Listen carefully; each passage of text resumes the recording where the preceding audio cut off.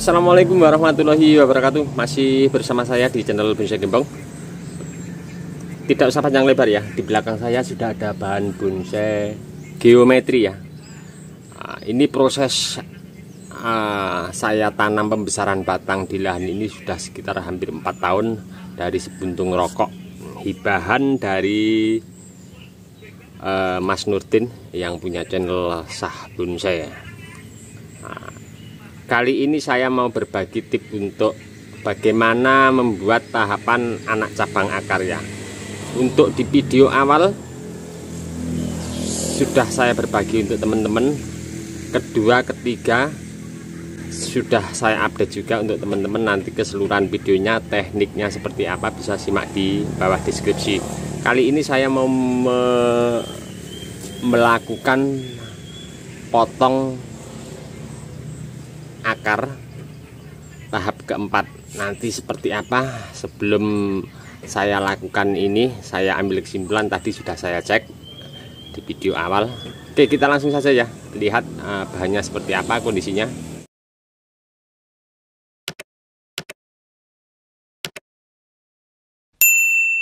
Hati-hati ya teman-teman, untuk satu bahan ini sangat rentan sekali, jangan dibandingkan dengan bahan ID yang lainnya, apalagi sampean bandingkan sama jenis Vikes ataupun Waru ataupun yang lain. Ini daunnya sangat lembut kecil sekali dan sangat rentan apabila membuat tahapan atau proses pengerjaan. Tapi seandainya kita mau mengerjakan bahan seperti ini untuk jenis ini, kita lihat kondisi untuk pertumbuhan di atas. Kalau sudah maksimal subur kita berani ya, karena tingkat kesuburan akan mempengaruhi untuk proses kita mengerjakan bahan ini. Ini tadi sudah saya cek ya, untuk akar bawah sudah mampu untuk lakukan tahap keempat membuat anak cabang akar, dan sudah saya cek untuk pemancangnya ini, karena sangat penting ini pemancang untuk mempertahankan berdirinya daripada batang utama. Ini dia untuk akar tahap pertama, kedua, ketiga, terlihat ya.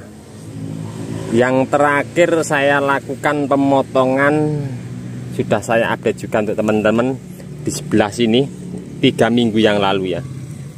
Terlihat ya, akarnya sudah mulai full, apalagi ini di bawah.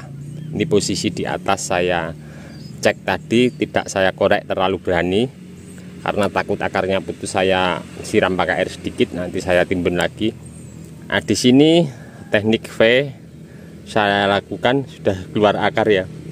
Ini insya Allah untuk 1, 2 sama 3, satu lagi di belakang sini sudah saya lakukan pemotongan. Akarnya sudah mampu. Saya akan melakukan pemotongan satu akar, masih tersisa 2 di sebelah kiri layar kaca teman-teman.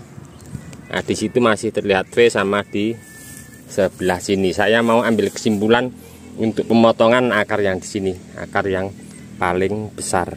Ini terlihat untuk akarnya juga sudah hampir keluar ya. banyak sekali. Sebelum panjang saya akan potong, karena kalau terlalu panjang nanti malah terganggu untuk akarnya yang baru mau keluar ya. Kita memotong pas akarnya panjang akan tergesek untuk alat kita putus.